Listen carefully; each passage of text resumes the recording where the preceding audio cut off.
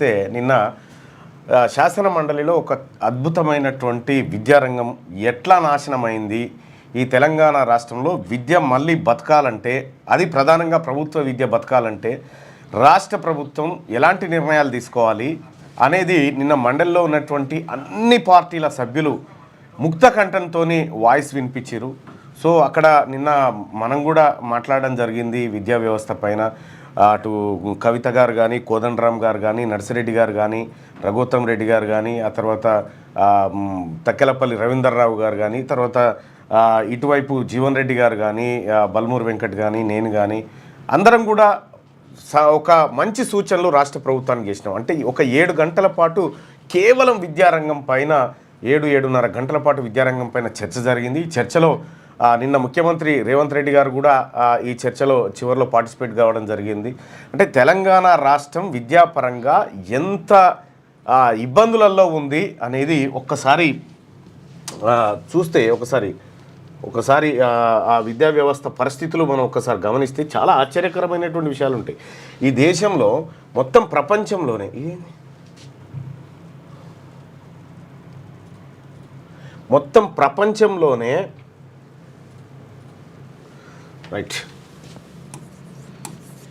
ప్రపంచంలో అత్యధిక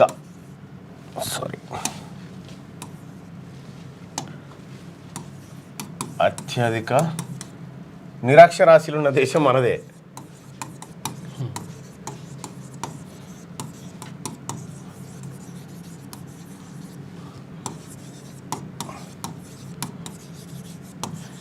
అత్యధిక నిరక్షరాస్యులు ఉన్నటువంటి దేశం భారతదేశమే ప్రపంచంలో ప్రతి 100 మంది నిరక్షరాస్యులు ఉంటే అందులో 34 మంది మన దేశంలో ఉన్నారు. 34 మంది మన దేశంలో ఉన్నారు. మళ్ళా విచిత్రం ఏంటంటే ఈ చదువు, ఈ భూమి ఏది సింధు నాగరికత టైము, ఆ తర్వాత తక్షశిల, నలంద విశ్వవిద్యాలయము, ఇవన్నీ కొన్ని మతాలు ఈ భూమి మీద పుట్టక ముందుకు పుట్టినటువంటి సంస్థలు ఇవన్నీ. అటువంటి గొప్ప దేశంలో ఇంకా చదువు ప్రతి గడపకు చేరలేదు. ఇంకా 26% మందికి చదివే రాదు. మన తాన 74% మనకు 74%. మన తాను ఉన్నటువంటి నిరక్షరాస్యులని మన దేశంలో ఉన్న నిరక్షరాస్యులు అందరిని ఒకతానికి తెస్తే 80 దేశాల మందిని ఒకతాను వేస్తే సమానం. అంతే. నిరక్షరాస్యులు ఎక్కువ ఉంటారు. ఇంకా 80 దేశాల జనంతో మన నిరక్షరాస్యులు సమానంగా ఉన్నారు. అంటే మన దేశంలో విద్యా వ్యవస్థ ఎట్లా దెబ్బతిన్నదో చూడండి. మనము ఇక్కడ గమనించాల్సినటువంటి విషయం ఏంటంటే, సో ఒక 2 minutes తీసుకుంటా దీని విషయంలో. ఇక్కడ సరే అంబేద్కర్ గారు విద్యను ప్రాథమిక హక్కుగా చేర్చినప్పటికీ, సో దాని అమలు ఇంప్లిమెంటేషన్ ఎక్కడి దాకా వచ్చింది? ఆఖరికి 2009లో రైట్ టు ఎడ్యుకేషన్ యాక్ట్ తెస్తే ఇప్పటి వరకు మన గవర్నమెంట్ ఇంప్లిమెంట్ చేయలే. మన గవర్నమెంటే ఇంప్లిమెంట్ చేయలేదు దీన్ని, విద్యా హక్కు చట్టం ఇప్పటి వరకు. మరి ఇప్పుడు ఏమైనా చేస్తారో తెలియదు. చట్టాన్ని ఇంప్లిమెంట్ చేయలే. ఇక రాజశేఖర్ రెడ్డి గారు 2008 ఆగస్టులో ఫీజు రియంబర్స్మెంట్ పథకం తీసుకొచ్చిండు. ఫీజు రియంబర్స్మెంట్ పథకం తీసుకొస్తే దాంట్లో ఏం చేసిరంటే సేమ్ టైం మొత్తం ఇంజనీరింగ్ కాలేజీలు అన్నీ స్టార్ట్ చేసిరు. వాళ్ళు స్టార్ట్ చేసి రాష్ట్ర ప్రభుత్వం నుంచి నేరుగా ఇలా పైసలు పోయినాయి. ఈ మధ్యలో చదువుకున్నటువంటి పొరగాళ్ళు ఎవరైతే ఉన్నారో ఈ స్కిల్స్ లేక, చదువు సరిగా అందక ఇదో రకమైనటువంటి దోపిడీ జరిగింది. ఇవాళ పోయిన ఒక్క ఏడాదే ఇంటర్మీడియట్ కాలేజీలు, ప్రైవేట్ కాలేజీలు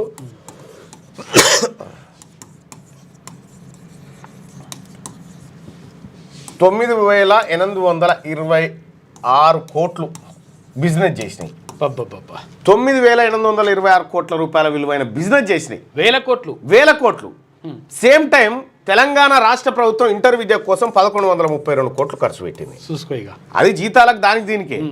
ఇక్కడ ప్రైవేట్ విద్యా సంస్థలు గింత బిజినెస్ చేసింది. దాంట్లో ఏంది ఎట్లా అంటే ఇప్పుడు ఎంపీసీ ప్లస్ ఐఐటి ఐఐటి ఇటువంటి కొత్త కోర్సులు పుట్టించినాయి. కొత్త కోర్సులు పుట్టించి విపరీతంగా దోపిడీకి దిగబడ్డాయి. ఇవాళ మండల్లో మా చాలామంది సహచర సభ్యులు ఉన్నారు. అందులో పట్నం మహేందర్ రెడ్డి గారు నిన్న ఇడనేలు వెళ్ళయింది. పట్నం మహేందర్ రెడ్డి గారు, పిసిసి చీఫ్ మహేష్ కుమార్ గౌడ్ గారు,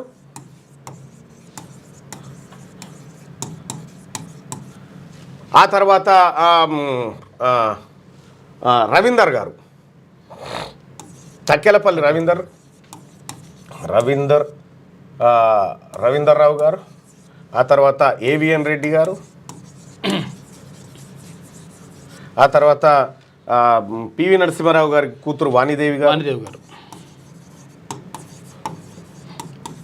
1 2 3 4 5 ఇంకొక ఆయన ఉంటాడు. ఇంకొక ఆయన మొత్తం ఆరుగురు సభ్యులకు ప్రైవేట్ కాలేజీలు ఉన్నాయి. వీళ్ళకు ఓకే, అవును, వీళ్ళకే ప్రైవేట్ కాలేజీలు, ఈమెకు ప్రైవేట్ యూనివర్సిటీ ఉంది, తర్వాత ఈయనకు ప్రైవేట్ విద్యా సంస్థలు ఉన్నాయి. మెడికల్ కాలేజ్ ఆయనకు, ఈయనకేమో డిగ్రీ కాలేజ్ ఉన్నది, ఈయనకేమో ఇంటర్ కాలేజీలు ఉన్నాయి. ఇవన్నీ ప్రైవేట్ కాలేజీలు, విద్యా సంస్థలు ఉన్నాయి. సో ఇక్కడ చర్చ జరుగుతున్నట్టు వీళ్ళు ఎవరు కూడా ప్రైవేట్ కాలేజీల్లో ఫీజుల నియంత్రణ కార్యక్రమం చేపట్టాలని ఎవరు చెప్తలేరు. నిన్న లాస్ట్లో నేను చెప్పింది అదే సార్, వీళ్ళ దగ్గరే ఉన్నాయి అన్ని ప్రైవేట్ కాలేజీలు, ఈ ఫీజుల నియంత్రణ జరగాలని చెప్తాను. ఇందులో అన్ని పార్టీ వాళ్ళు ఉన్నారు. నేను గివి చెప్పగానే కయ్య అన్నారు. ఇక అసలు విషయం అది చెప్పే వరకల్లా సరే చైర్మన్ సాబ్ అది ఆ రికార్డులకేం తొలగిస్తున్నామని చెప్పి పేర్లు తీసుకోవద్దనండి. వాళ్ళ పేర్ల మీదనే సాగుతూ ఉన్నాయి. పేదోనికి ఫీజు తగ్గించే కాడ పేర్లు అయితే ఉంది, ఊర్లు అయితే ఉంది. సార్ ఒక్కటేమంటే మనం గమనించాల్సింది, ఇక్కడ ఉన్నటువంటి వ్యవస్థ ప్రైవేటు ఇంజనీరింగ్ కాలేజీలు, ప్రైవేటు స్కూల్సు, ఈ వ్యవస్థ అంతా మండల్లో ఉండి ఈ ప్రభుత్వ పాఠశాలలో ఉన్నటువంటి విద్యను బాగు చేయాలి, ప్రైవేటు విద్యను తగ్గించాలనేటువంటి అంశంలో వీళ్ళందరూ ఎందుకు మద్దతు చేయగలుగుతారు? వీళ్ళు మండలిలో ఉన్నారు, అక్కడ అసెంబ్లీలో పల్లారాజేశ్వర రెడ్డి గారు ఉండే, మల్లారెడ్డి గారు ఉండే, రాజశేఖర్ రెడ్డి గారు ఉండే, ఇట్లా 12 మంది ఉన్నారు. అలా 12 మంది విద్యా సంస్థలలో ఉన్నారు. కాసిరెడ్డి నారాయణ రెడ్డి గారు, అంటే వీళ్ళందరూ కూడా ప్రైవేటు విద్యా సంస్థలకు సంబంధించినటువంటి వ్యక్తులంతా ఈ 2 సభల్లో ఉన్న తర్వాత ప్రభుత్వ విద్యను బాగు చేయాలనేటువంటి ఇంటెన్షన్ వీళ్ళకి ఎందుకు ఉంటుంది అనేది నిన్న చర్చ, నిన్న జరిగినటువంటి చర్చ. అయితే సరే అక్కడ రకరకాల వాదోపవాదాలు చర్చలు జరిగినాయి, అది కామన్. కానీ ఇక్కడ అద్భుతమైనటువంటి ఒక విషయాన్ని నేను గౌరవ ముఖ్యమంత్రి గారికి చెప్పడం జరిగింది. అంటే ఒక సభ్యుడిగా ఆయనకు సూచన చేసిన ఏమని అంటే, ఇప్పుడు తెలంగాణ రాష్ట్రం జనాభా తగ్గిపోయింది, తద్వారా డీలిమిటేషన్లో మనకు అన్యాయం జరుగుతుంది కదా అని చెప్పి 2 పిల్లల నిబంధన ఏది స్థానిక సంస్థల్లో పోటీ చేయాలంటే 2 పిల్లల కంటే ఎక్కువ ఉంటే చేయకూడదు అనే నిబంధన ఉన్నది కదా, ఎక్సెప్ట్ ఇది ఏది మున్సిపాలిటీస్. స్థానిక సంస్థల్లో 2 పిల్లల లోపు ఉంటేనే 2 పిల్లల నిబంధన ఉంది కదా, ఉంటేనే పోటీ చేయాలి. అయితే నేనేం చెప్పినా మన తన జనాభా తగ్గడం కోసం ఈ నిబంధన పెట్టుకున్నాం. కానీ ఇలా జనాభాను పెంచాల్సినటువంటి అవసరం ఉంది. జనాభాను పెంచే టైంలో ఈ నిబంధన అడ్డొస్తూ ఉంది కదా, ఇది ఎందుకు పెట్టుకున్నాం అంటే ముఖ్యమంత్రి గారు కూడా ఇది మంచి సూచన, దీన్ని తొలగించేటువంటి ఆలోచన చేద్దాం, చర్చకు పెడుతున్నాం అని చెప్పిండు. ఇక రెండోది ఏం చెప్పినాం, ఇది ఎట్లాగో తీసేస్తున్నాం కాబట్టి ఇప్పుడు సర్పంచ్, ఎంపీటీసీ, జెడ్పీటీసీ వీళ్ళు ఎవరైతే ఉన్నారో వీళ్ళ పిల్లలు ఖచ్చితంగా ప్రభుత్వ పాఠశాలలో చదివి ఉండాలి. ప్రభుత్వ పాఠశాలలో చదివి ఉండాలి, లేదంటే అడ్మిషన్ తీసుకున్నటువంటి నన్ను ఉండాలి. అప్పుడు ఏమవుతుంది, ఒక సర్పంచ్ కొడుకు ప్రభుత్వ పాఠశాలలో చేరితే ఆ సర్పంచ్ ఆ స్కూల్ని ఎట్లా చూసుకుంటాడు, తన ఇల్లు లెక్క చూసుకుంటాడు. ఎందుకంటే తన పిల్లగాడు చదువుతాడు కదా. ఒక వార్డు మెంబర్ అక్కడ పోటీ చేస్తే అక్కడ ఆ స్కూల్ను బాగా చూసుకుంటాడు. సో ఇట్లా ప్రభుత్వ పాఠశాలలు 100% ఆక్యుపెన్సీని సంపాదిస్తాయి. తద్వారా మనకు కూడా ప్రభుత్వానికి మంచి పేరు వస్తుంది, ప్రభుత్వ పాఠశాలలు బాగుపడతాయి అని చెప్పి ఈ సూచన రాష్ట్ర ముఖ్యమంత్రి గారికి చేయడం జరిగింది. చేస్తే ఆయన కూడా పాపం సానుకూలంగా స్పందించాడు. ఆయన కూడా ఉన్నది. ఓకే, దాంట్లో కూడా పెంచకపోతే 40% కాస్మెటిక్ ఛార్జెస్ పేదోళ్ళ పిల్లల హాస్టల్స్లలో ఉండే పిల్లలు 100% పెంచినాం చైర్మన్ సార్. ఇవన్నీ కూడా ప్రభుత్వం నిర్ణయం తీసుకోలేదు, మళ్ళీ నిర్ణయం తీసుకున్నారని అంటే మనం అందరం కలిసికట్టుగా పనిచేయాలి. అదేవిధంగా తీన్మార్ మల్లన్న గారు ఒక సూచన చేసింది, నాకు కూడా బాగానే అనిపించింది. చర్చ కోసం పెడుతుంది, ఇంకా నిర్ణయం తీసుకోలేదు, మళ్ళీ నిర్ణయం తీసుకున్నారని దాన్ని వేరేలాగా దాన్ని అంటే పొలిటికల్ కాంట్రవర్సీ చేయకండి. లోకల్ బాడీస్ ఎన్నికలలో ఒక నిబంధన ఉంది, ఇద్దరు పిల్లలని. ఇప్పుడు మన జనాభా తగ్గితే వచ్చిన సమస్యలు మనం చూస్తున్నాము. సో ఒకప్పుడు ఫ్యామిలీ ప్లానింగ్ ఇంప్లిమెంట్ చేయడానికి ఇద్దరు పిల్లల నిబంధన పెట్టింది. ఈ ఇద్దరు పిల్లల నిబంధన తొలగిస్తే బాగుంటుందని ఒక చర్చ జరుగుతుంది. సరే, రాజకీయ పార్టీల సూచనల మేరకు దాన్ని ఏం చేయాలనేది చూద్దాం. అయితే ఇంకొక నిబంధన పెడితే బాగుంటుందని మిత్రుడు సూచన చేసింది.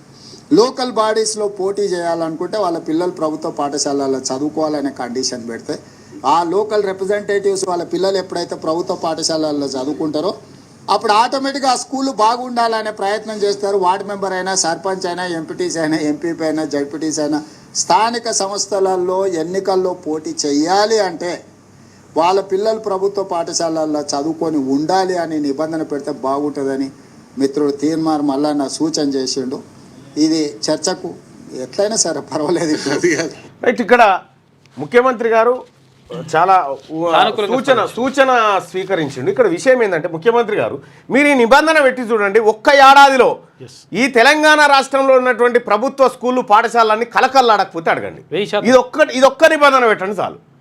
ఇది ఒక్క నిబంధన పెడితే ఇప్పుడు సర్పంచ్ ఒక్కడే కొడుకుందోలుగా ఇంకో 10 మందిని కూడా అలా చేరిపోరని చెప్తాడు అన్నట్టు. సో అట్లా ప్రభుత్వ పాఠశాలలు బాగుపడాలన్నా, ప్రభుత్వ విద్య మళ్ళీ వికసించాలన్నా ఇదొక ఆప్షన్. సో అది ఎంతవరకు దాంట్లో ఉన్న సాధ్యాసాధ్యాలు ఏంటి అనేది పరిశీలించండి. కానీ సో నా సూచన ఇప్పుడు నా ఒక్కరిదే కాదు, నేను చేసినటువంటి సూచన ప్రజాభిప్రాయం కూడా తీసుకుందాం. ప్రజాభిప్రాయానికి ఏమంటారో చూద్దాం. అంటే స్థానిక సంస్థలనే కాదు, అందరి పిల్లలు ఉండాలి. కానీ ఇప్పుడు అది ఆ ఎన్నికలు ఉన్నాయి కాబట్టి ఇప్పటి మటుకు అట్లా ఉన్నాయి కాబట్టి అది చెప్తున్నారు. లేకపోతే అసలు యాక్చువల్గా అందరికీ ఉండాలి. ఎమ్మెల్యే, ఎంపీలు, వీళ్ళ పిల్లలు కూడా ఉండాలి, ఎమ్మెల్సీలు.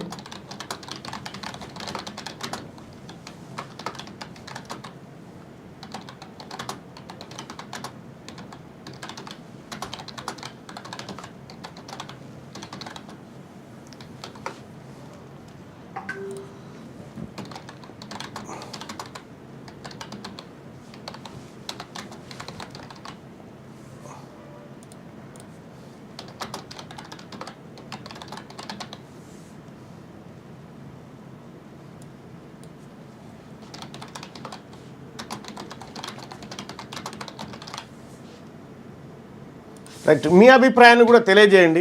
ఎందుకంటే మెజారిటీ ప్రజల మంచిదే కానీ చేస్తారా అంటే ప్రయత్నం చేస్తే ఎందుకు సాధ్యపడదు? మనం ఇద్దరు పిల్లల కండిషన్ పెట్టుకొని జనాభాను నియంత్రించినాం కదా, అదే కండిషన్ ఇటువైపు పెట్టి ఇక్కడ ఉన్నటువంటి ఏది ప్రభుత్వ పాఠశాలను కాపాడి ప్రైవేట్ పాఠశాలలని కంట్రోల్ చేయొచ్చు కదా. సింపుల్గా, దానికి ఎక్కువేం లేదు. స్థానిక సంస్థల్లో పోటీ చేసే వారి పిల్లలు ప్రభుత్వ పాఠశాలలో తప్పనిసరిగా చదవాలి అని నిబంధన పెడితే అని పెట్టిన నిబంధన తప్పనిసరి చేయాలనుకునే వాళ్ళు ఇక్కడ నిబంధన వద్దు, ఈ నిబంధనలు వద్దనుకునే వాళ్ళు ఇక్కడ మీ అభిప్రాయాన్ని తెలియజేయండి. అంటే ఇది స్థానిక సంస్థలనే కాదు, ఎన్నికల్లో పోటీ చేసేవాళ్ళు. అంటే ఇది ఇప్పుడు అవి ఉన్నాయి కాబట్టి దాని గురించి చెప్తా ఉన్నాం. సో ఇది చేస్తే పాఠశాలల దిశనే మారిపోతుంది. అటు విద్యాశాఖ కమిషన్ కూడా సరే విద్యలో డెవలప్మెంట్ ఎట్లా కావాలి, మండల స్థాయిలో ఏ స్కూల్ ఉండాలి, బస్ సౌకర్యం ఎట్లా పెట్టాలని మంచి ప్రైవేటు ఒక స్టాండర్డ్ లెవెల్లో ఆలోచిస్తూ ఉంది.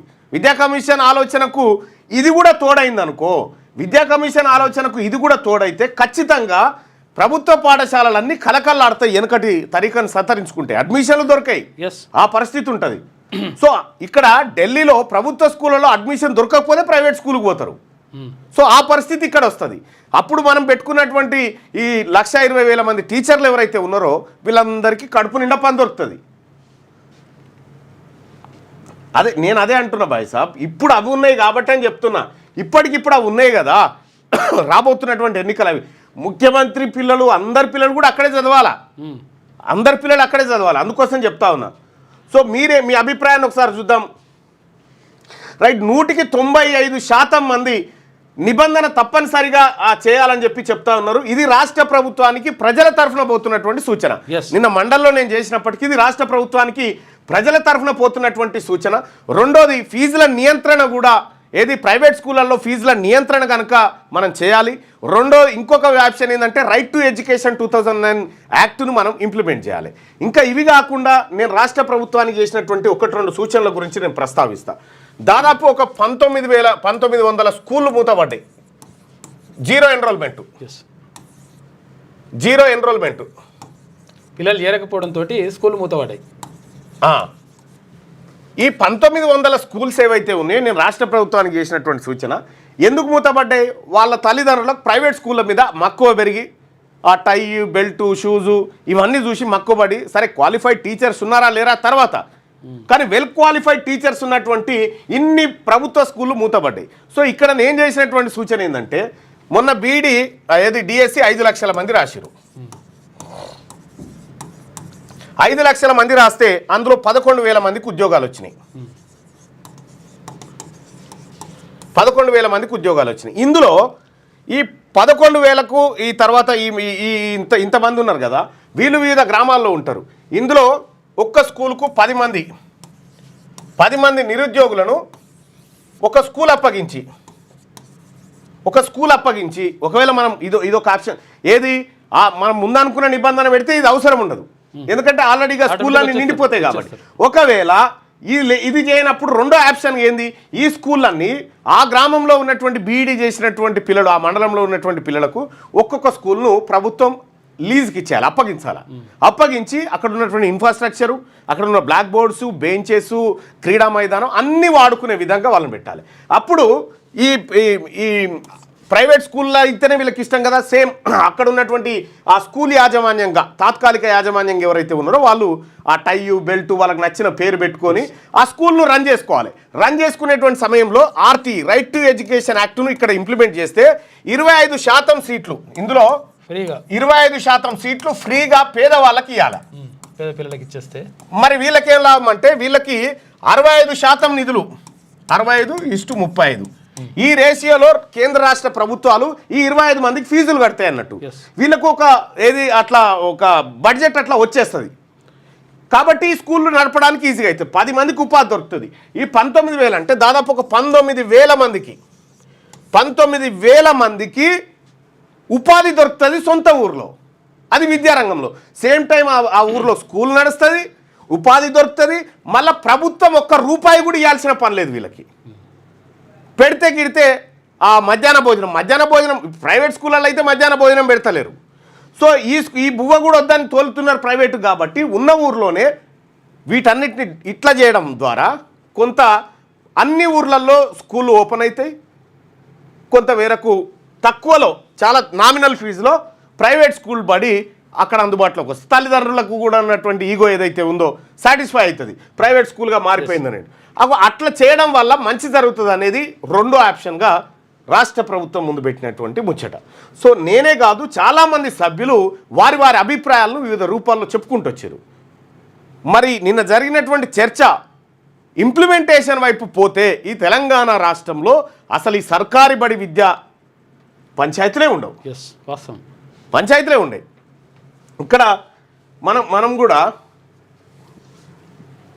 10వ తరగతి విద్యార్థులకు 10వ తరగతి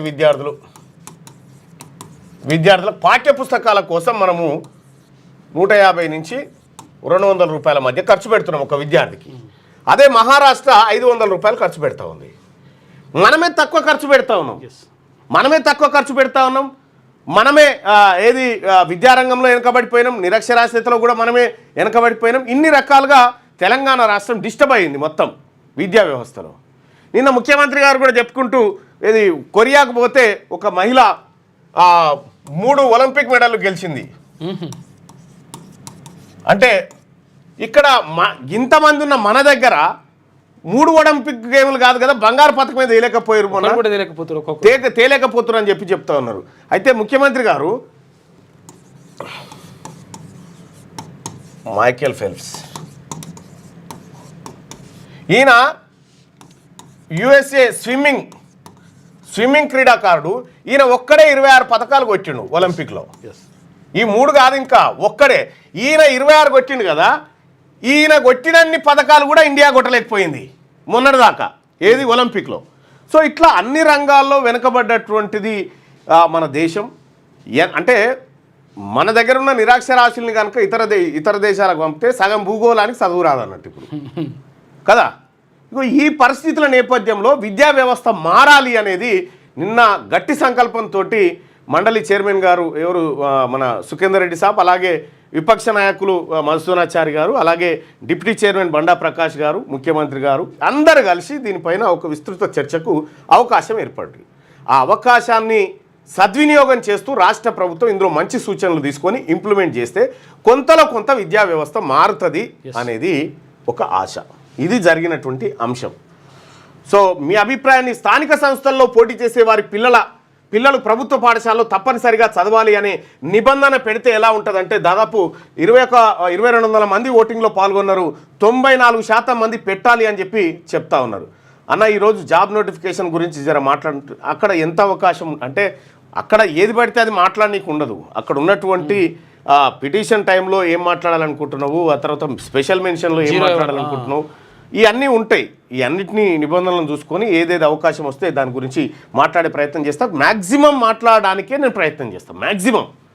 రైట్, ఇక మార్నింగ్ న్యూస్ చూస్తున్నటువంటి మిత్రులారా ఇది లైక్ చేయండి, షేర్ చేయండి. అలాగే ఇక మార్నింగ్ న్యూస్లో ముందుగా వెలుగు దినపత్రికలో ఉన్నటువంటి వార్తల్ని చూద్దాం.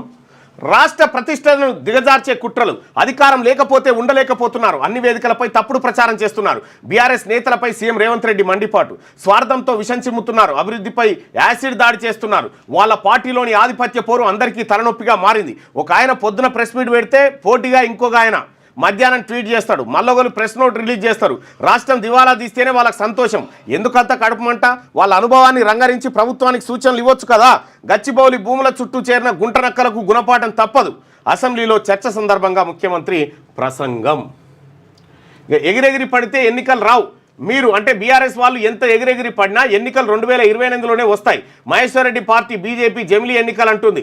ఒకవేళ అవి కూడా కలిస్తే ఎన్నికలు 2029కి పోయేలా ఉన్నాయి. సో ఉన్న అసెంబ్లీ కూడా ఇంకో 6 నెలలు ఎక్స్ట్రాగా ఉండే పరిస్థితులు కనిపిస్తున్నాయి. మీరు తాపత్రయపడినంత మాత్రాన, ఆవేదన చెందినంత మాత్రాన వచ్చే సంవత్సరం ఎలక్షన్లు రావు. ఆనాడు బీఆర్ఎస్ హయాంలో ఎమ్మెల్యేలు పార్టీ మారితే కొందరికి మంత్రి పదవులు కూడా ఇచ్చారు. నాడు వాళ్ళు ఎందుకో డిస్క్వాలిఫై కాలే, ఎందుకు ఉప ఎన్నికలు రాలే, మరి ఇప్పుడు ఎట్లా వస్తాయి? 2014 నుంచి ఒకే చట్టం ఉంది. స్పీకర్ పదవి, విప్ పదవి, ప్రతిపక్షం అన్నీ అట్లనే ఉన్నాయి. చట్టం మారలేదు, న్యాయం మారలేదు, ఇంకెట్లా ఉప ఎన్నికలు వస్తాయి అనుకుంటున్నారు అని ముఖ్యమంత్రి రేవంత్ రెడ్డి గారు ఇక్కడ మన అంటే ఏంది వాస్తవం ఏంది అనేది ఒక్కసారి పరిశీలిస్తే, పార్టీ ఫిరాయించారు, ఒక పార్టీలో గెలిచి ఇంకో పార్టీలోకి జంప్ అయినారు. పార్టీ ఫిరాయింపు ఇదొకటి. రాజీవ్ గాంధీ గారు అంటే అప్పట్లో ఈ పార్టీలో గెలిచి అండ్లకి గెలిచి ఇండ్లకి అని రాజీవ్ గాంధీ గారు ప్రధానమంత్రిగా ఉన్న సమయంలో పార్టీ ఫిరాయింపుల నిరోధక చట్టం అని చేసిండు. పార్టీ ఫిరాయింపుల నిరోధక చట్టం పార్లమెంట్ చేసింది. అయితే ఈ చట్టం రూపకల్పనలో అత్యంత కీలక పాత్ర పోషించిన వ్యక్తి పుంజాల శివశంకర్ గారు. పుంజాల శివశంకర్ ఈయన శంషాబాద్ పక్కన ఉన్న మామిడిపల్లి విలేజు, మన బీసీ బిడ్డ, కేంద్ర న్యాయశాఖ మంత్రిగా పనిచేసినటువంటి ఆయన. పార్టీ ఫిరాయింపుల నిరోధక చట్టాన్ని ఎప్పుడైతే కేంద్ర ప్రభుత్వం తీసుకొచ్చిందో ఇక పార్టీలు మారితే పదవి పోయేటువంటి పరిస్థితులు ఉండే. అయితే 2014లో కేసీఆర్ గారు 2023 వరకు పనిచేసిండు. 9 సంవత్సరాల 6 నెలల కాలం పాటు ఎన్నికల్లో ముఖ్యమంత్రిగా పనిచేసిండు. ఈ కాలంలో ఆయన మొత్తం 42 మందిని చేర్చుకుండు. 42 మంది ఇతర పార్టీల ఎమ్మెల్యేలను, కాంగ్రెస్, తెలుగుదేశం అందరినీ 42 మంది, ఆఖరికి సిపిఐ అభ్యర్థిని కూడా చేర్చుకున్నాడు. ఇక్కడ దేవరకొండ ఎమ్మెల్యేగా ఉన్నటువంటి ఆయనను కూడా ఇందులో చేర్చుకుండు. బీఎస్పీ వాళ్ళని చేర్చుకుండు. ఎవరిని? ఇంద్రకరణ్ రెడ్డి, ఆ తర్వాత కోనేరు కోనప్ప. బీఎస్పీ వాళ్ళు ఇద్దరు గెలిస్తే వాళ్ళని చేర్చుకుండు. ఇటు సిపిఐ వాళ్ళని తీసుకుండు, ఇటు తెలుగుదేశం వాళ్ళని తీసుకున్నాడు, అటు కాంగ్రెస్ వాళ్ళని తీసుకున్నాడు గంపగుత్తగా. ఇట్లా 42 మందిని తీసుకున్నాడు. తీసుకున్నటువంటి సందర్భంలో ఆయన ఎట్లా తీసుకున్నాడు? మరి వీళ్ళకి పార్టీ ఫిరాయింపుల నిరోధక చట్టం వర్తించదా అంటే వీళ్ళని ఒక్కరొక్కరుగా తీసుకోలే. అయితే ఒక వ్యక్తి పార్టీ మారడం, ఒక వ్యక్తి ఒక పార్టీ టికెట్ మీద గెలిచి ఇంకో పార్టీలోకి మారినప్పుడు ఈ చట్టం ఆధారంగా అతను డిస్క్వాలిఫై అవుతాడు. అయితే వీళ్ళలో ఉన్నటువంటి ఇప్పుడు 10 మంది కాంగ్రెస్ వాళ్ళు ఉన్నారు అప్పట్లో. ఈ 10 మందిలో ఏం చేసిరంటే 8 మందిని గుంజిరు అనుకో ఒకటేసారి గంప గుత్తగా. ఎల్పీ ఏది సిఎల్పి పోయి బీఆర్ఎస్ ఎల్పీలో విలీనం అవుతుంది. దీనికి చట్టం అనుమతిస్తుంది. ఎల్పీ పోయి దాంట్లో మెజారిటీ ఎల్పీ పోయి దీంట్లో విలీనం అయితే అనుమతిస్తుంది. సో కేసీఆర్ గారు ఈ రకంగా కొట్టుకొచ్చిండు, మొత్తం 2/3 వంతు కథం చేసిండు. ఇట్లా చేసుకుంటూ వచ్చిండు. మీరు చూడండి, ఉత్తమ్ కుమార్ రెడ్డి గారు హుజూర్ నగర్ ఎమ్మెల్యేగా ఉన్నటువంటి సందర్భంలో బట్టి విక్రమార్క గారు సిఎల్పి లీడర్గా ఉన్నాడు. సో ఉత్తమ్ కుమార్ రెడ్డి గారు ఎప్పుడైతే హుజూర్ నగర్ దానికి అట్లా పెట్టి నల్గొండ ఎంపీకి పోటీ చేసి గెలిచిండు, అప్పుడు హుజూర్ నగర్ స్థానాన్ని ఖాళీ చేసిండు. ఖాళీ చేయడంతో ఏమైంది, అక్కడ బీఆర్ఎస్ గెలిచింది. సేమ్ టైము బట్టి విక్రమార్క గారు ప్రతిపక్ష హోదాను కోల్పోయిండు. సరే, అది తాత్కాలికంగా కొనసాగించి ఎందుకు కోల్పోయిండు, ఈ ఎల్పీ మొత్తం పోయి ఇలా చేరింది కాబట్టి.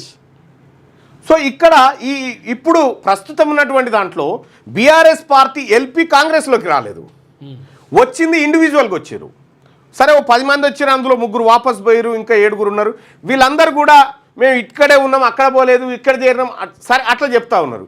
వీళ్ళు ఇండివిజువల్గా పోయి అందులో చేరారు కాబట్టి వీళ్ళకు ప్రమాదం ఉండే. మరి ఈ ప్రమాదాన్ని కాంగ్రెస్ ఎట్లా ఎదుర్కొంది అని అంటే, స్పీకర్ అంటే ఒక వ్యక్తి, ఒక అభ్యర్థి పార్టీ మారింది అనుకో, ఇతని పైన అతని సొంత పార్టీ ఫిర్యాదు చేస్తే, సొంత పార్టీ స్పీకర్కు ఫిర్యాదు చేస్తుంది. స్పీకర్కు ఫిర్యాదు చేస్తే స్పీకరు ఇది విచారించి ఇతను పార్టీ మారింది కాబట్టి ఇతను సభ్యత్వాన్ని కోల్పోతుండు అని స్పీకర్ నిర్ణయం చేస్తాడు. మరి స్పీకర్ ఎప్పుడు చేయాలి ఈ నిర్ణయం అంటే ఆయన ఇష్టం, ఆయన నిర్ణయాధికారం ఉంది కాబట్టి ఆయన ఇష్టం వచ్చినప్పుడు చేస్తాడు, మెల్లగా చేస్తాడు. ఈ స్పీకర్ నిర్ణయాన్ని కాదని సుప్రీంకోర్టు, హైకోర్టు కూడా ఏం చేయలేవు. అదే చెప్తుంది మొన్న. స్పీకర్ ఆయనకి ఇష్టం వచ్చినప్పుడు తీసుకుంటాడు ఆ నిర్ణయం. ఫిరాయించిన అంటారుగా, చూస్తా పరిశీలిస్తా అని 5 ఏళ్ళ దాకా ఆగొచ్చు, 5 ఏళ్ళ దాకా ఆగొచ్చు అన్నట్టు. ఇక్కడనేమో స్పీకర్ రూపంలో అడ్డుకున్నారు, అక్కడనేమో చట్టాన్ని ఓవర్కమ్ చేసి మరీ ఎల్పీలను కలుపుకున్నారు. ఈ 2 డిఫరెంట్ విభాగాలు. సో ఇక్కడ స్పీకర్ నిర్ణయం ఎన్ని రోజులలో తీసుకోవాలి? ఇప్పుడు కాంగ్రెస్ పార్టీకి ఇబ్బంది జరిగే కార్యక్రమాన్ని స్పీకర్ ఎందుకు చేస్తాడు? చేయడు కదా. కాబట్టి అది అట్లా ఉండిపోతుంది. దీనికి టైం బాండ్ కూడా లేదు, దీనికి టైం బాండ్ ఏం లేదు, ఇన్ని రోజులలో తీసుకోవాలని ఏం లేదు ఇక. అయితే అక్కడ ఏది పార్టీ ఫిరాయింపుల నిరోధక చట్టంలో స్పీకరు ఇన్ని రోజుల లోపల తీసుకోవాలని ఏడ రాసిలేదు. అది ఇలా ఆయుధమై కూర్చుంది. ఇది ఫిరాయింపులకు సంబంధించినటువంటి అంశం. భూగర్భంలో మిస్సైల్ సిటీ, భూగర్భంలో దాచిన ఆయుధాలకు సంబంధించిన వీడియోను ఇరాన్ రిలీజ్ చేసింది. ఈ వీడియోలో ఖండాంతర క్షిపణులు, యుద్ధ విమానాలతో పాటు అన్ని రకాల వెపన్స్ను వాటన్నింటినీ నిల్వ చేసేందుకు వీలున్న మిస్సైల్ సిటీ అని పిలిచే విస్తారమైన భూగర్భ సొరంగాన్ని చూపించిందట. ఎవడో దాని మీద తట్టుకునేదని వేస్తే అన్ని వెళ్ళిపోతాయి. 500 మీటర్ల లోపల ఉంటుంది. అవునా? నీళ్లు నింపితే మేడిగడ్డ కొట్టుకపోతుంది. ఎన్డీఎస్ఏ ఇదే చెప్పింది మంత్రి ఉత్తమ్. 3 బ్యారేజీల డిజైన్లలోనే లోపాలున్నాయి. ఇప్పటికే విజిలెన్స్ రిపోర్టు వచ్చింది. వారంలో ఎన్డీఎస్ఏ 10 రోజుల్లో కాళేశ్వరం కమిషన్ రిపోర్ట్ వస్తుంది. వాటి ఆధారంగానే ముందుకు వెళ్తాం. కొత్తగా 30 లక్షల రేషన్ కార్డులు ఇస్తామని వెల్లడి. మేడిగడ్డ బ్యారేజీలో నీళ్లు నింపితే అది మొత్తం కొట్టుకపోయి దాని కింద ఉన్న ఊర్లు కూడా మునిగిపోయే ప్రమాదం ఉందని నేషనల్ డ్యామ్ సేఫ్టీ అథారిటీ తేల్చి చెప్పిందని ఇరిగేషన్ సివిల్ సప్లై శాఖ మంత్రి ఉత్తమ్ కుమార్ రెడ్డి తెలిపారు. నీళ్లు నింపాలని తాము సర్టిఫై చేయలేమని, నీళ్లు నింపుకున్నాక ఏమైనా జరిగితే తమ బాధ్యత కాదంటూ ఎన్డీఎస్ఏ హెచ్చరించిందని చెప్పారు. మేడిగడ్డలో ఒక్క పిల్లరే కదా కుంగిందంటూ ప్రతిపక్ష సభ్యులు పదే అంటున్నారు. కానీ మేడిగడ్డ, అన్నారం, సుందిల బ్యారేజీల డిజైన్లనే ప్రధాన లోపమని విజిలెన్స్ రిపోర్టు, ఎన్డీఎస్ఏ ప్రాథమిక రిపోర్టు తేల్చి చెప్పాయి. ఫౌండేషన్ టెక్నాలజీ కూడా పెద్ద లోపమే అని పేర్కొన్నాయని చెప్పి నిన్న చెప్పింది. తుమ్మిడిహెట్టి వద్ద తట్టెడు మట్టి కూడా ఎత్తలే. తుమ్మిడిహెట్టి నుంచి మేడిగడ్డకు బ్యారేజీ స్థలాన్ని ఎందుకు మార్చారో ఇప్పటికీ స్పష్టత లేదు. విషయం ఏంటంటే ఇది చాలా విచిత్రమైనటువంటి అంశము. ఇక్కడ తుమ్మిడిహెట్టి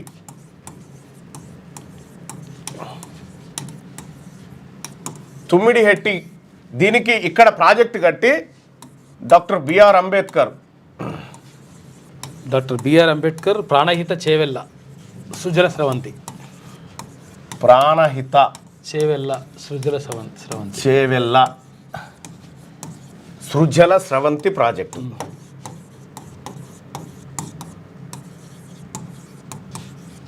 ఇది ఒరిజినల్ పేరు. ఎస్, ఇది ఒరిజినల్ పేరు ఉండే. అయితే దీన్ని కడతామని చెప్పి రాజశేఖర్ రెడ్డి గారు అక్కడ పునాది వేసిన ముఖ్యమంత్రిగా ఉన్నప్పుడు సోనియా గాంధీ గారు వచ్చారు. ఈ ప్రాణహిత నది నుంచి చేవేళ్ల వరకు ఈ నీళ్ళని తీసుకొచ్చి పారించాలనేది ఓ భారీ లక్ష్యంతో పెట్టిరు. ఆల్రెడీ తమిడిహెట్టి దగ్గర ఓ 10,000 కోట్లు ఖర్చు పెట్టి కాలువలు కూడా తవ్విరు. తమిడిహెట్టి నుంచి ఎల్లంపల్లి వరకు తవ్వేటువంటి కాలువలు కూడా చేసారు. దీంతో ఆదిలాబాద్ జిల్లాలో 2 లక్షల ఎకరాల అదనపు ఆయకట్టు, ఆదిలాబాద్లో మంచిగా ఉంటుండే 2 లక్షల ఎకరాల అదనపు ఆయకట్టు వచ్చేది. సో ఇక్కడ ఏం జరిగిందంటే గతంలో కాంగ్రెస్ పార్టీ ప్రయత్నం చేస్తే ఎవరు మన మహారాష్ట్ర ఈ ప్రాజెక్టు ఇక్కడ కడితే మహారాష్ట్రలో ముంపు పెరిగిపోతుంది, ఎక్కువ అవుతుందని చెప్పేసి అన్నమాట. 152 మీటర్ల ఎత్తులో కడితే ఇక్కడ మాకు ముంపు పెరిగిపోతుందని చెప్పి వాళ్ళు కిరికిరి పెట్టి మహారాష్ట్రలో కిరికిరి పెడితే కేసీఆర్ గారు సీఎం అయిన తర్వాత మహారాష్ట్ర ముఖ్యమంత్రితోటి చర్చలకు పోయిండు. ఈ పర్మిషన్ తీసుకొస్తా వాళ్ళతో మాట్లాడని చెప్పి పోయి అప్పటికి కాంగ్రెస్ పార్టీకి అప్పుడున్న ప్రభుత్వానికి మహారాష్ట్ర ఏం చెప్పిందంటే నువ్వు 148 మీటర్ల దగ్గర కట్టుకో, మాకే ఇబ్బంది లేదని చెప్పింది. అక్కడే కట్టుకో అని చెప్పింది. అయితే ఇక్కడ కేసీఆర్ గారు మహారాష్ట్రకు పోయిండు.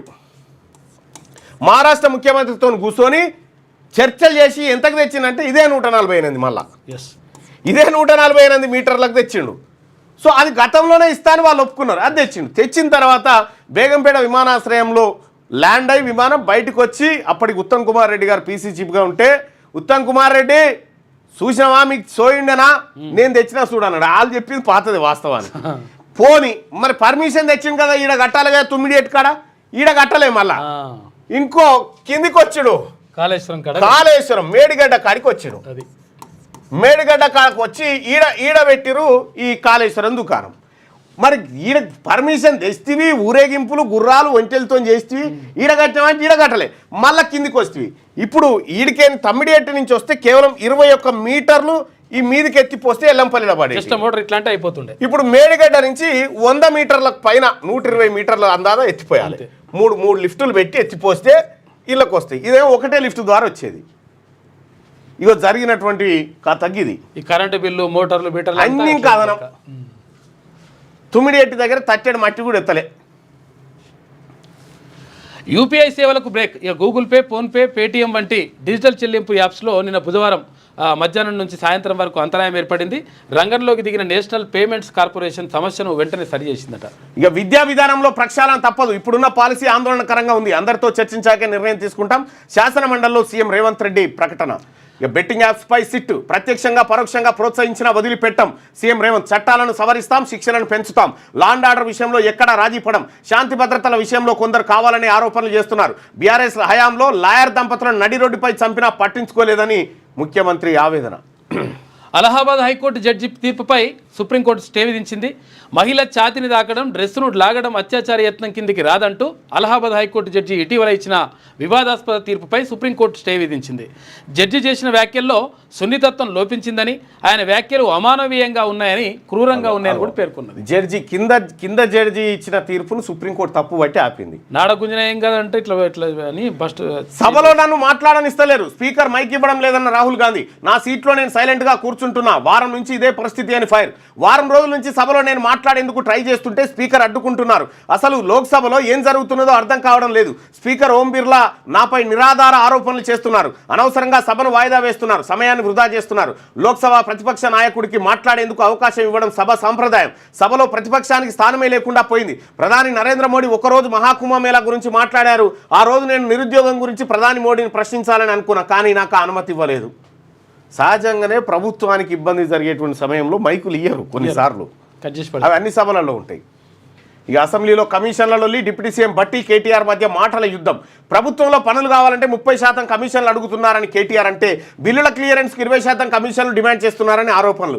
దమ్ముంటే ఆరోపణలు నిజమని నిరూపించండి అని చెప్పి భట్టి డిమాండ్. మీరే 1000 కోట్ల బిల్లులు పెండింగ్లో పెట్టి వెళ్లారు, మైక్ ఇచ్చారని ఇష్టం వచ్చినట్టు మాట్లాడితే కుదరదు, ఒళ్ళు దగ్గర పెట్టుకొని మాట్లాడాలని డిప్యూటీ సీఎం హెచ్చరిక.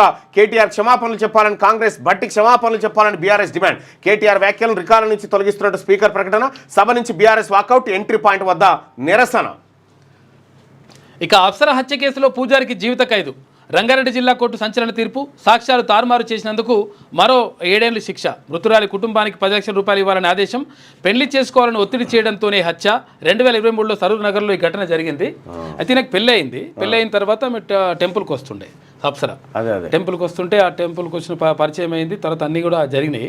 ఆ జరిగిన తర్వాత ఈమె పెళ్లి చేసుకోవాలని చెప్పేసి ఈయన మీద ఒత్తిడి తెచ్చింది.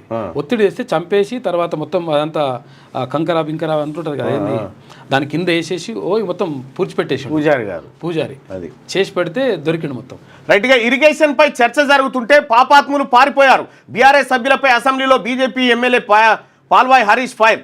కాళేశ్వరం ఎంక్వైరీ రిపోర్ట్ను సభలో పెట్టాలి. కేసీఆర్ హరీష్ రావును ప్రాసిక్యూట్ చేయాలి. బీఆర్ఎస్ పాపం పండడం వల్లే ఎన్నికల్లో ప్రజలు శిక్షించారు, అయినా వాళ్ళకు బుద్ధి రాలేదని బీజేపీ ఎమ్మెల్యే హరీష్ విమర్శ. అమెరికా ఎన్నికల ప్రాసెస్ మొత్తం మార్చేస్తాం. ఎగ్జిక్యూటివ్ ఆర్డర్ శాశ్వత అధ్యక్షునిగా నువ్వు పెట్టుకో ఇండియా ఇతర దేశాల్లో లాగా పక్కాగా జరగాలి. పోలింగ్ టైంలో ఓటర్లు అమెరికన్ లేనని ప్రూఫ్ చూపించాలి. ఎలక్షన్ డే తర్వాత వచ్చే మెయిల్ బ్యాలెట్లను లెక్కించొద్దు. విదేశీయులు డొనేషన్లపై నిషేధం విధించాలని ఉత్తర్వులట. ఈ ట్రంప్ ఏమేమో చేస్తుండు. నల్లగా ఉంటే ఎందుకు ఈ వివక్ష? Kerala chief secretary Sharada Muraleedharan Facebook post viral. సమాజంలో చిన్నప్పటి నుంచి వివక్ష ఎదుర్కొంటూనే ఉన్నా. నాకు మళ్ళీ జన్మనిస్తే తెల్లగా పుడతానని మా అమ్మతో అన్నా. నలుపు రంగు సిగ్గుపడాల్సిన విషయం కాదని కామెంట్ అంటూ ఒక చీఫ్ సెక్రటరీకి ఈ వివక్ష ఎదురైతే ఏంది దారుణం అసలు. యాక్చువల్గా రాష్ట్రంలో ఆమెనే పెద్ద ఆఫీసర్, అంతకంటే పెద్ద ఆఫీసర్. భద్రాచలంలో కుప్పకూలిన బిల్డింగ్. తాపీ మేస్త్రి దుర్మరణం, శిథిలాల కింద కార్మికుడు. రంగంలోకి దిగిన సింగరేణి రెస్క్యూ బృందం. 30 ఏళ్ల పాత బిల్డింగ్ పైన 5 అంతస్తుల నిర్మాణం. 30 ఏళ్ల కింద కట్టిన పాత బిల్డింగ్ మీద మళ్ళీ 5 అంతస్తులట చేసిందట. అనుమతులు లేకుండానే పనులు. జీపీ సిబ్బంది నోటీసులు ఇచ్చినా పట్టించుకొని ఓనర్. పిల్లలు కుంగడంతో కూలిన 6 అంతస్తుల భవనం కుప్పగూలిపోయిందట. ఇక చూసుకో. హలో ట్రంప్, ఎన్నికల ప్రక్రియ కోసం సలహాలు ఇస్తా రాసుకో. ప్రచారాలు, పంపకాలు, బెదిరింపులు, రిగ్గింగ్లు ఎట్లుండాలని చెప్తారట మనోళ్ళు. అమెరికా ఎన్నికల ప్రక్రియలో ట్రంప్ భారీ మార్పు. భారత్ బాగుందని అన్నాడు అనమాట. ఆయనకు తెలియదుగా. ఇక కేటీఆర్ ఒళ్ళు దగ్గర పెట్టుకుని మాట్లాడు. మేము బాధ్యతతో రాజకీయాల్లోకి వచ్చాం. మీలా అడ్డగోలుగా దోచుకోవడానికి రాలేదు. మీ పాపాల వల్లే బిల్లులన్నీ పెండింగ్ అని చెప్పేసి బట్టి విక్రమార్క అంటుండు.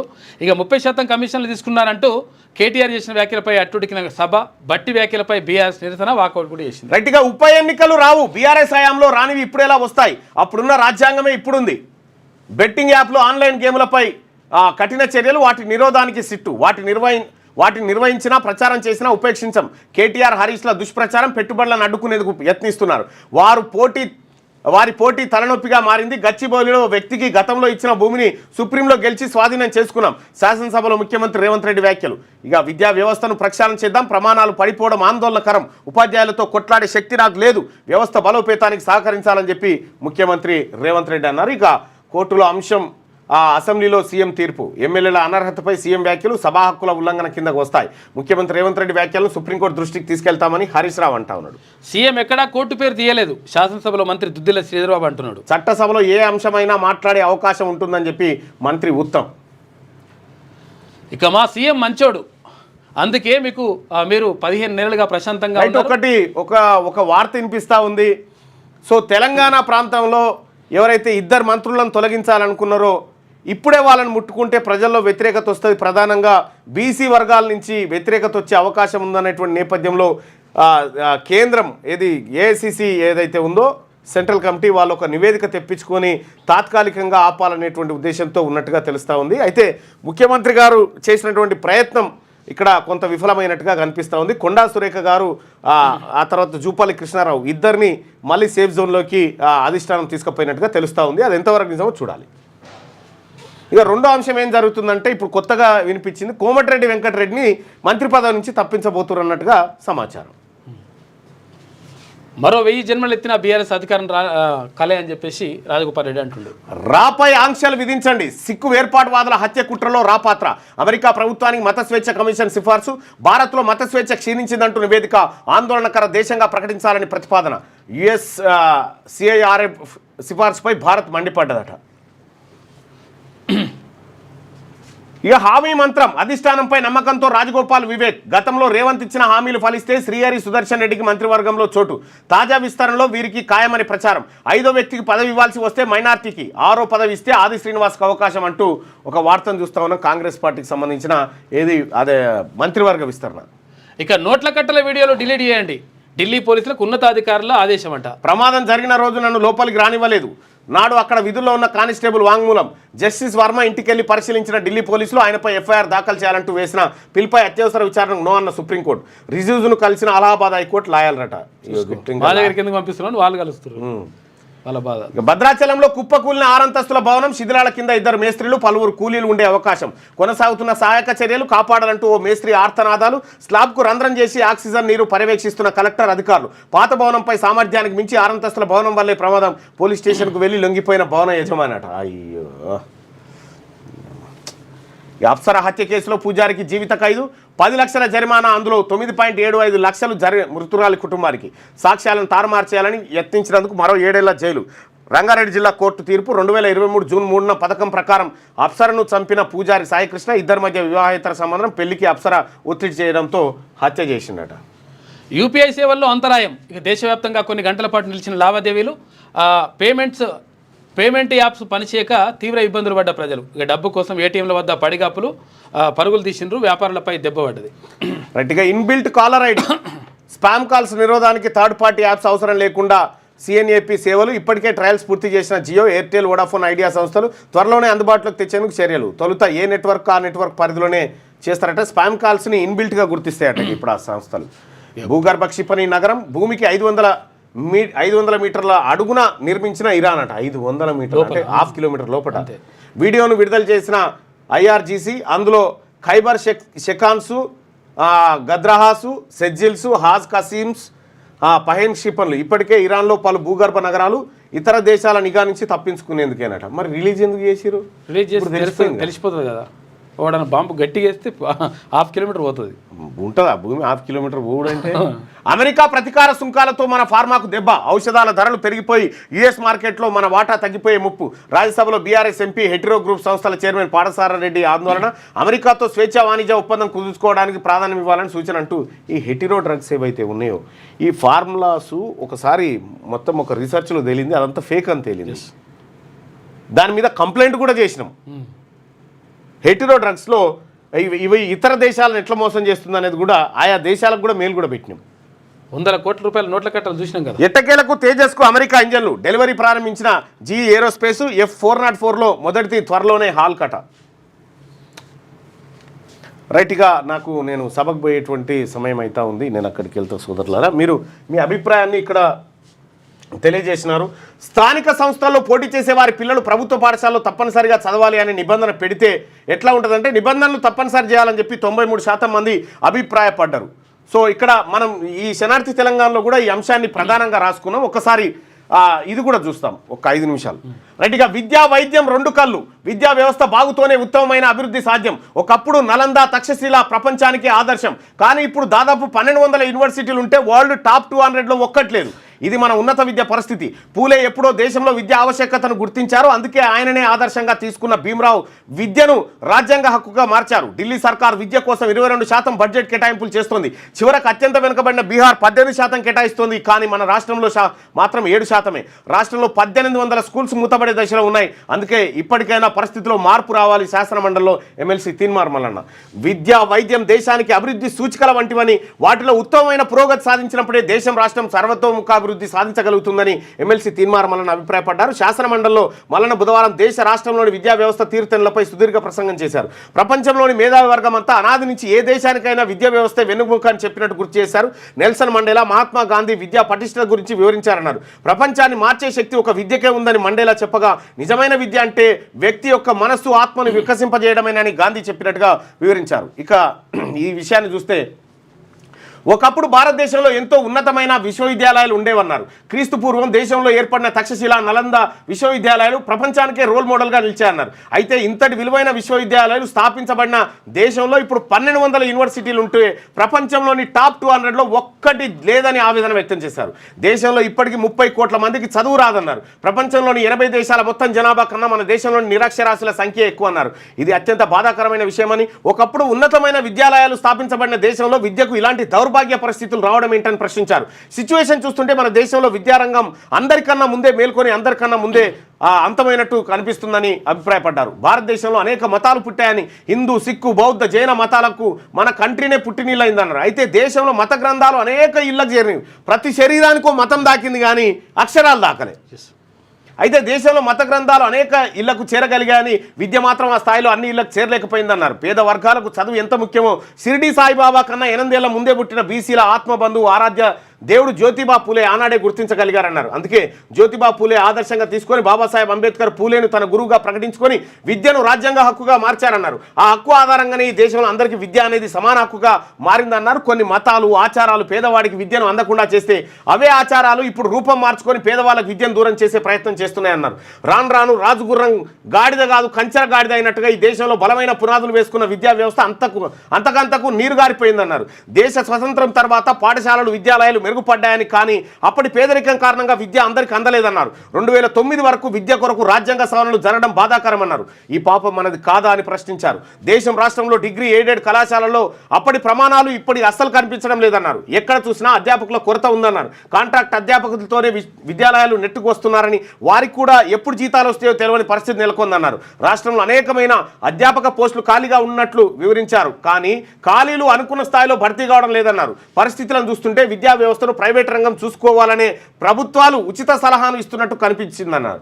ఇంటర్మీడియట్ విద్యా పరిస్థితి కూడా అలాగే ఉందని, కార్పొరేట్ విద్యా వ్యవస్థలు విద్యను పూర్తిగా వ్యాపారంగా మార్చేసాయన్నారు. ఫలితాలు చూస్తే చాలా ఒకటి చాలు 1, 2, 3 అంటూ ఊదరగొట్టేస్తుంటాయని విమర్శించారు. ఇటీవల 72 దేశాలు ప్రోగ్రామ్ ఫర్ అసెస్మెంట్లో పాల్గొంటే అందులో మనకు 71వ ర్యాంక్ వచ్చినట్టు గుర్తు చేశారు.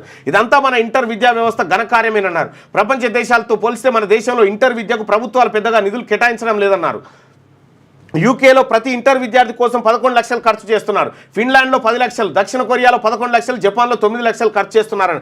కానీ మన దేశంలో మాత్రం ఒక్కో ఇంటర్ విద్యార్థిపై సరాసరి చేస్తున్న ఖర్చు 30,000 మాత్రమేనన్నారు. ఇక రాష్ట్రంలో ప్రభుత్వ ప్రైవేట్ ఇంటర్ కళాశాలలు చూస్తే దాదాపు 3,180 వరకు ఉన్నాయి. వీటిలో ప్రభుత్వానికి గిన్ని, ప్రైవేట్ గిన్ని ఉన్నాయి. ఇక 3,93,000 మంది మాత్రమే చదువుతున్నట్టు తెలుస్తుంది ప్రభుత్వం దాంట్లో. ఇక అదే ప్రైవేట్ జూనియర్ కళాశాలలో 6,37,000 మంది చదువుతున్నట్లు లెక్కలు బట్టి అర్థమవుతుంది. సర్కార్ కళాశాలలో క్వాలిటీ అధ్యాపకులు ఉన్నప్పటికీ ప్రైవేట్లోకే విద్యార్థులు ఎందుకు పోతున్నారో ఆలోచన చేయాల్సిన అవసరం ఉందన్నారు. కేవలం విద్యార్థుల తల్లిదండ్రులు ప్రైవేట్లో చదివిస్తే తప్ప మన స్టూడెంట్కు భవిష్యత్తు లేదనే భావంతో ఈ రకమైన పరిస్థితులు ఏర్పడుతున్నట్టు వివరించారు. 2014-2025 బడ్జెట్లను ఒకసారి పరిశీలిస్తే చాలా బాధేస్తుంది. అప్పటి నుంచి ఇప్పటి వరకు 23,74,157 కోట్ల బడ్జెట్ను పెడితే ఇందులో విద్య కోసం కేవలం 1,82,699 కోట్లు మాత్రమే పెట్టారన్నారు. ఢిల్లీ ప్రభుత్వం 22% విద్య కోసం ఖర్చు చేస్తుందని, హిమాచల్ ప్రదేశ్ 19%, ఛత్తీస్గఢ్ 18%, చివరకు అత్యంత వెనుకబడిన బీహార్ 18% విద్య కోసం ఖర్చు చేస్తున్నాయన్నారు. కానీ మన రాష్ట్రం మాత్రం 7.6% బడ్జెట్ను మాత్రమే ఖర్చు చేయడం శోచనీయమన్నారు. 2008లో అప్పటి దివంగత సీఎం రాజశేఖర్ రెడ్డి పేద వాళ్లకు విద్యను అందించాలనే ఉద్దేశంతో కొంత ప్రయత్నం చేసినట్టు గుర్తించేశారు. అందులో భాగంగా అప్పటి కాంగ్రెస్ ప్రభుత్వం ఫీజు రియంబర్స్మెంట్ పథకాన్ని తీసుకొచ్చిందన్నారు.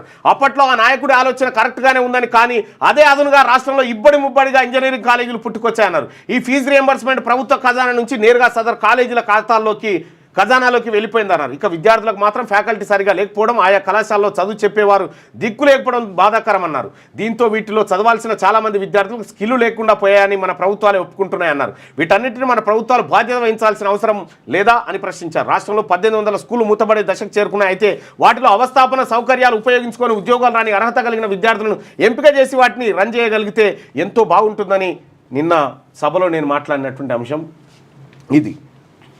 ఇక వారం రోజులుగా మైక్ ఇవ్వలేదు, ప్రజా సమస్యలపై మాట్లాడేందుకు ఛాన్సే రాలేదు. లోక్సభ అప్రజాస్వామిక పద్ధతుల్లో నడుస్తుంది.